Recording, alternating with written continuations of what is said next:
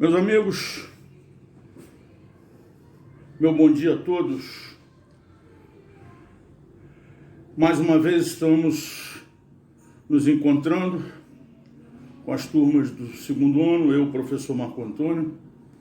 Hoje, em apoio à aula da Tenente Juliana, como sempre faço, vou falar de razão de seção de um segmento. Aí você, antes que fique preocupado com uma possível repetição desnecessária, eu alerto que é com uma nova abordagem, com uma abordagem utilizando o conceito de vetores no plano cartesiano. Eu acho que é interessante, que facilita muitos exercícios de razão de seção de segmento. E também lhe dá uma base melhor para trabalhar com vetores em álgebra linear futuramente. Ok? Então vamos lá. Então, senhores, repare aqui, razão de seção de um segmento com uma abordagem vetorial. Antes de mais nada, o que é um vetor? O vetor nada mais é do que a reunião de segmentos equipolentes. Epa, mas o que vem a ser segmentos equipolentes? São segmentos que possuem o mesmo comprimento, repare aqui, o mesmo comprimento, possui a mesma direção e o mesmo sentido. Repare a setinha aqui desses dois segmentos, segmento CD e o segmento EF. Esses dois segmentos são equipolentes, porque eles possuem a mesma direção, o mesmo sentido e o mesmo comprimento. A direção, eu costumo dizer que é dada pela inclinação, né? O sentido é só você olhar a seta. Se essa seta tivesse voltada para cá, essa seta aqui no CD, seria diferente do sentido do EF. Pois bem, quando você tem esses segmentos que a gente chama de equipolentes, você tem um vetor que o representa. O vetor que o representa, ou melhor, que os representa, no plural, esses infinitos segmentos que, insisto, possuem mesma direção, mesmo sentido e mesmo comprimento. E aí você tem o vetor. A representação geométrica de um vetor sempre parte da origem. Então, aqui, quando você tem esse GH, esse é o vetor representante de todos os segmentos equipolentes aí. Tá claro? Repare aqui, ó, aqui eu coloquei para você que a B é igual a CD, é igual a EF, todos esses são segmentos equipolentes, representado por esse vetor aqui, que parte da origem. Eu chamo a sua atenção agora para uma reflexão da seguinte ordem. Vou trocar aqui a tela.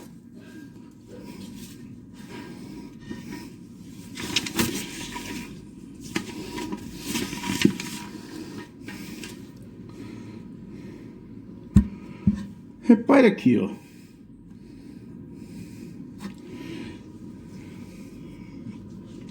Se nós tivéssemos um espaço unidimensional e esses segmentos equipolentes aqui, ó. Esse aqui começando em -4, terminando em -2. Esse aqui começando em 4, terminando em 6. E esse aqui começando em 7, terminando em 9. Se eu quisesse o vetor representante desses segmentos, que também são equipolentes, todos três, eu trazendo para a origem, isso vai terminar onde? Em 2, né? Porque a medida de cada um deles é 2 unidades quaisquer. Agora, olha que curioso. -2 menos -4, quanto é que dá? 2. 6 menos 4, quanto é que dá? 2. 9 menos 7, quanto é que dá? 2. Trazendo esse raciocínio ou seja, o vetor representante aqui seria partindo da origem e terminando em 2, né? Eu tinha um professor que ele gostava de dizer o seguinte: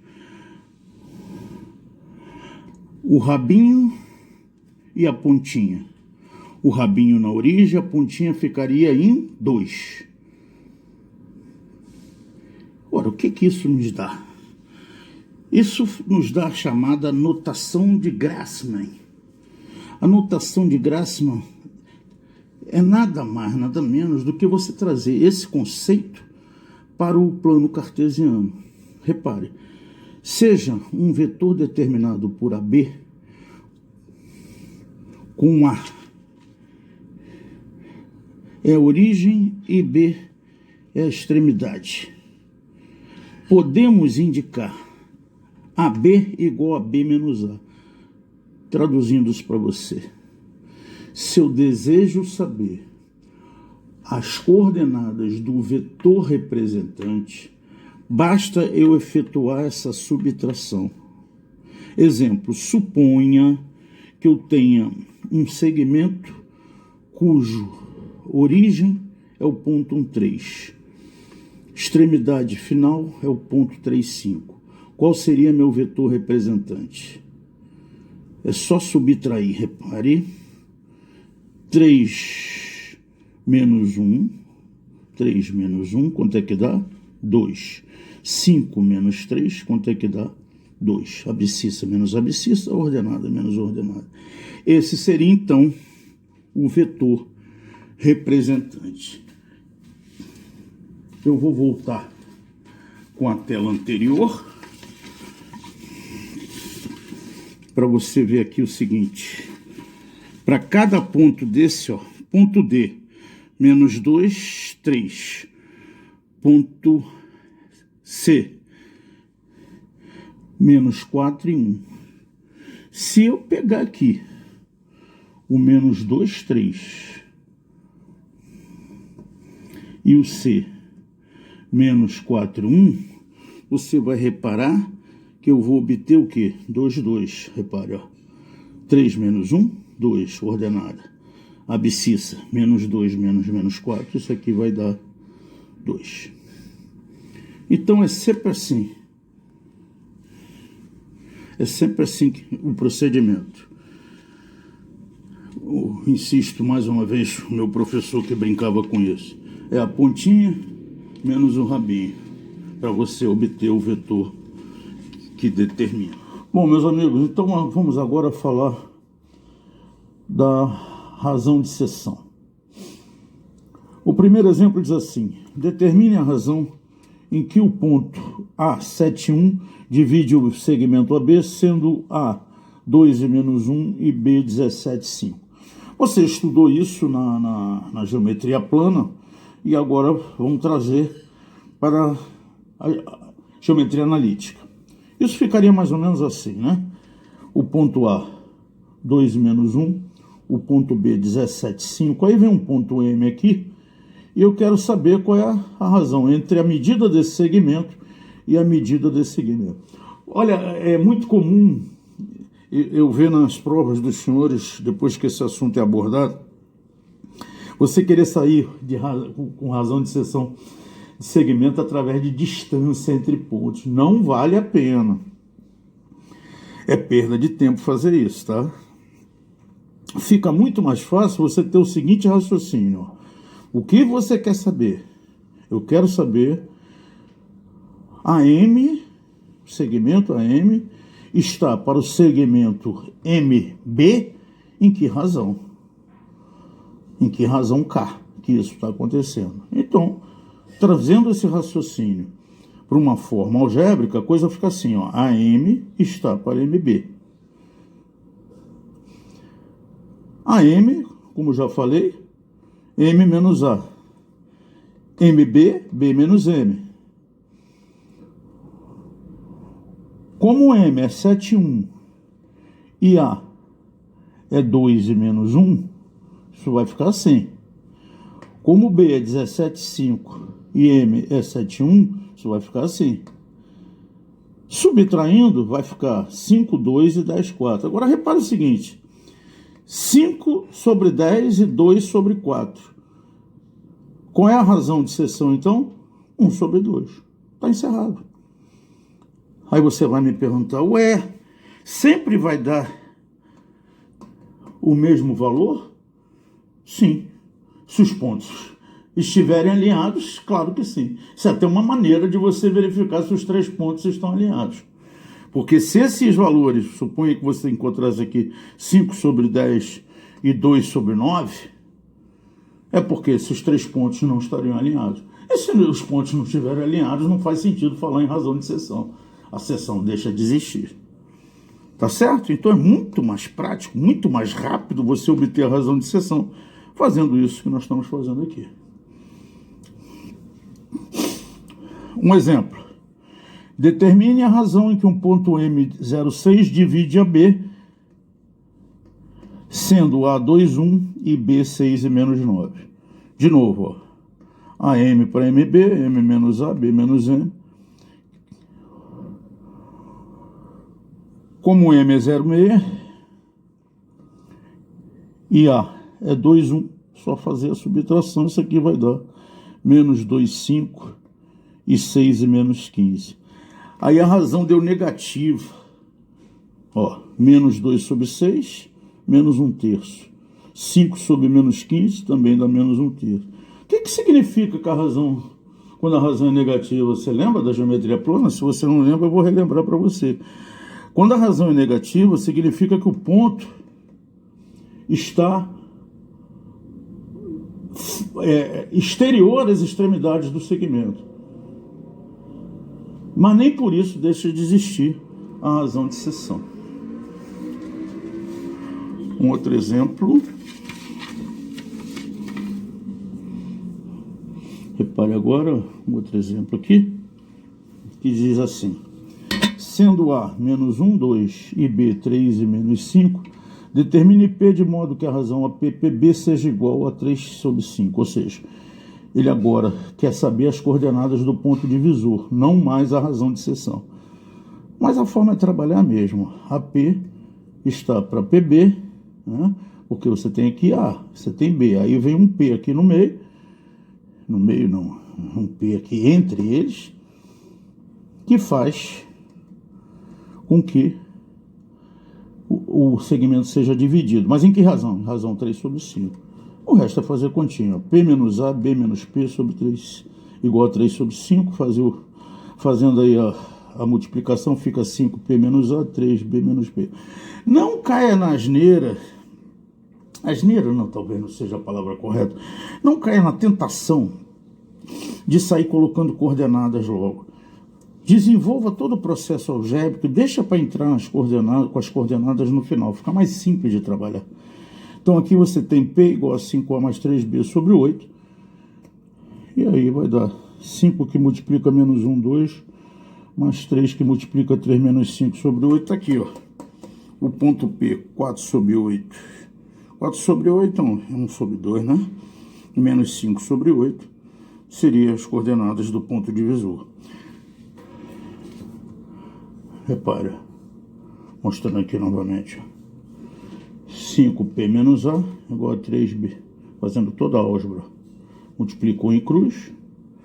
5P menos A, 3B menos P. Desenvolveu todo o processo algébrico. Só quando você tem essa expressão é que você entra com as coordenadas.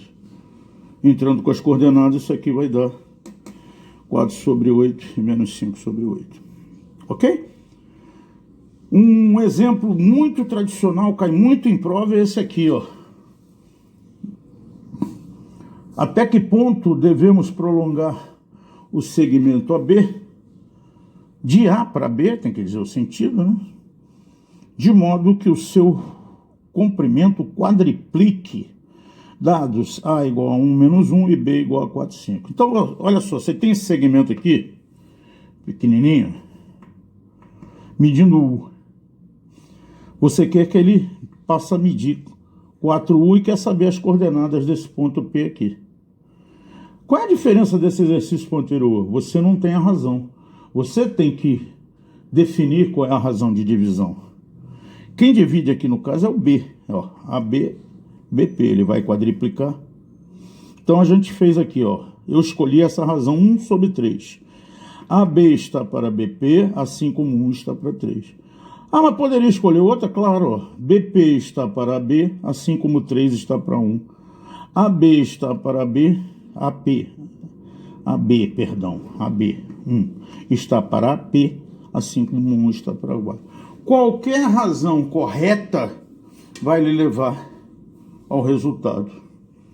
Eu aqui, como escolhi 1/3, a coisa ficou assim, ó. AB, BP igual a 1 sobre 3, multiplicou em cruz, P menos B igual a 3B menos A, isolou o P, conforme eu já tinha te dito, entrou com as coordenadas.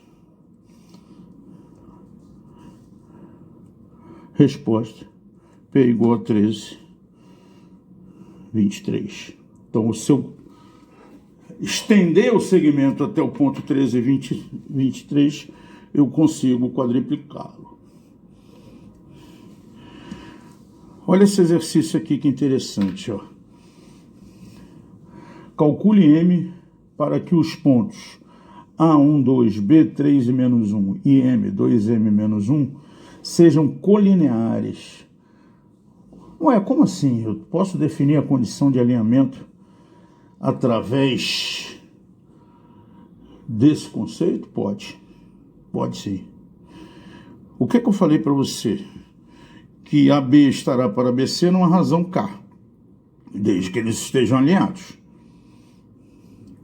Daí para frente, amigo, é só usar os conceitos. De novo, eu lembro o meu professor. Pontinha menos o rabinho. Então, B menos A é igual a K, C menos B. Entrando aqui no caso, eu tenho que entrar com as coordenadas, né? Porque senão eu vou ficar parado olhando para isso. Como eu sei que B é 3 menos 1 e A é 1, 2. Como eu sei que C é M, 2M menos 1 e B é 3, 1. Isso é igual a K. Fazendo os cálculos, 3 menos 1 dá 2, menos 1 menos 2 dá menos 3. M menos 3,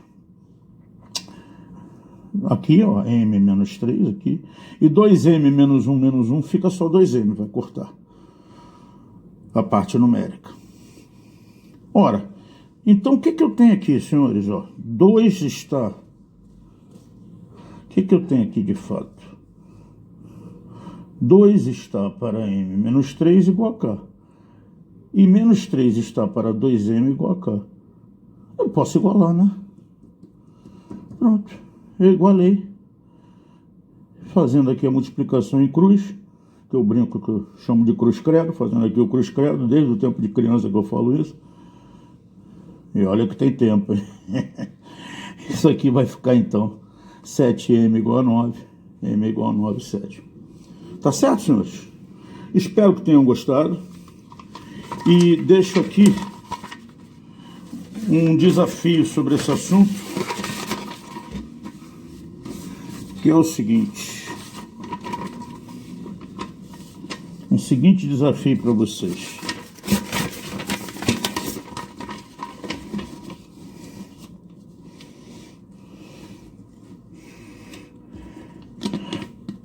Prove, usando os conceitos de razão de seção, que, letra A, as coordenadas M do ponto médio de AB é dada por M igual a A mais B sobre 2. Então, provar que as coordenadas do ponto médio é dado por essa formulazinha aqui. E letra B, as coordenadas do baricentro do triângulo ABC é dada por G igual a A mais B mais C sobre 3. Faltou aqui. Tá certo? Fica esses dois desafios aí para você provar, discutir entre vocês como é que se chega a essa prova, usando os conceitos de razão de seção. Tá legal? Antes de encerrar a nossa aula de hoje, eu queria já prepará-los para a próxima aula da Tenente Juliana, que ela vai precisar de um assunto que, na verdade, que é um assunto que vai ser dado ainda pelo professor Fialho, mas que, como a tenente Juliana não pode esperar, porque ela já precisa disso, tanto para a condição de alinhamento e para a área do triângulo, seria uma segunda forma de se determinar a condição de alinhamento de pontos, além daquela da razão de seção, de estar na mesma razão, que eu já falei. Ela vai precisar do determinante da matriz 3×3. Bom, você já está estudando matriz. Essa matriz aqui é uma matriz quadrada. 3 linhas e 3 colunas. Matriz quadrada de terceira ordem. O determinante que você ainda não estudou, mas o determinante é o número que se associa a uma matriz. Para se obter o determinante de uma matriz quadrada de terceira ordem, o processo é muito simples, chamado regra de Sarrus. Vou escrever aqui, ó. Regra de Sarrus. É um francês, é Sarri, mas a gente aqui, portuguesando, Sarrus fica mais simpático, né? Então é o seguinte, se a matriz é essa aqui que você está vendo, você pega essas duas primeiras colunas e repete ao lado da última. Então nós ficaríamos agora com essa disposição que você está vendo aqui, ó. Peguei 1, 3, botei aqui, peguei menos 1, 0, botei aqui, peguei 2, 5, botei aqui. E depois faço o seguinte, efetue o produto da diagonal principal e suas paralelas pela direita. Então aqui, ó, 1 vezes 0 vezes 1 dá 0. 3 vezes menos 2 vezes 2 dá menos 12. 2 vezes menos 1 vezes 5 dá menos 10. E efetue o produto da diagonal secundária e suas paralelas, também pela direita. Só que aqui, quando você fizer o da secundária, você já troca o sinal do resultado. O primeiro dá 0, não tem o que trocar. Agora olha o segundo, ó. 1 vezes menos 2 dá menos 2. Vezes 5 dá menos 10. O que eu escrevi aqui? Desculpe. Mais 10, ó. Aqui, 3 vezes menos 1 dá menos 3. Vezes 1 dá menos 3. O que eu escrevi aqui? Mais 3. Então, ó, repetindo, ó. Repetindo aqui novamente. 1 vezes 0 vezes 1, 0. Diagonal principal. 3 vezes menos 2 vezes 2 dá menos 12. 2 vezes menos 1 vezes 5 dá menos 10. Agora a diagonal secundária e suas paralelas, sendo que na secundária eu sou obrigado a trocar o sinal. Aqui dá 0, não há o que trocar, mas olha aqui, ó. 1 vezes menos 2 dá menos 2, vezes 5 dá menos 10, o que eu escrevi? Mais 10. 3 vezes menos 1 dá menos 3, vezes 1 dá menos 3, o que eu escrevi? Mais 3. Tá certo, meu amigo? Repetindo mais uma vez para ficar bem claro o que ela vai precisar. Você tem a matriz 3×3. Regra de Sarrus. O que vem a ser? Repete as duas primeiras colunas ao lado dessa última. E aí, faça o produto dos elementos da diagonal principal e suas paralelas. Nesse caso aqui, mantendo o sinal, 1 vezes 0, 0, vezes 1, 1 dá 0. 3 vezes menos 2, menos 6 vezes 2 dá menos 12. 2 vezes menos 1, menos 2 vezes 5 dá menos 10. Tudo mantendo. Agora, no caso da secundária, você troca o sinal. 0 não tem o que trocar. 1 vezes menos 2 dá menos 2, vezes 5 dá menos 10. O que eu escrevi? Mais 10. 3 vezes menos 1, menos 3, vezes 1 dá menos 3. O que eu escrevi? Mais 3. Feito isso, soma algébrica disso tudo, ó. 10 mais 3, 13, menos 2, menos 12, perdão, dá 1. Menos 10, o determinante de A vai ser igual a quanto? Menos 9, está aqui. Tá certo, senhores? Então era isso que eu tinha para hoje. Desejo a todos uma boa semana e vamos caprichar no teste. Nesse primeiro teste já vai ser semana que vem. Fiquem com Deus.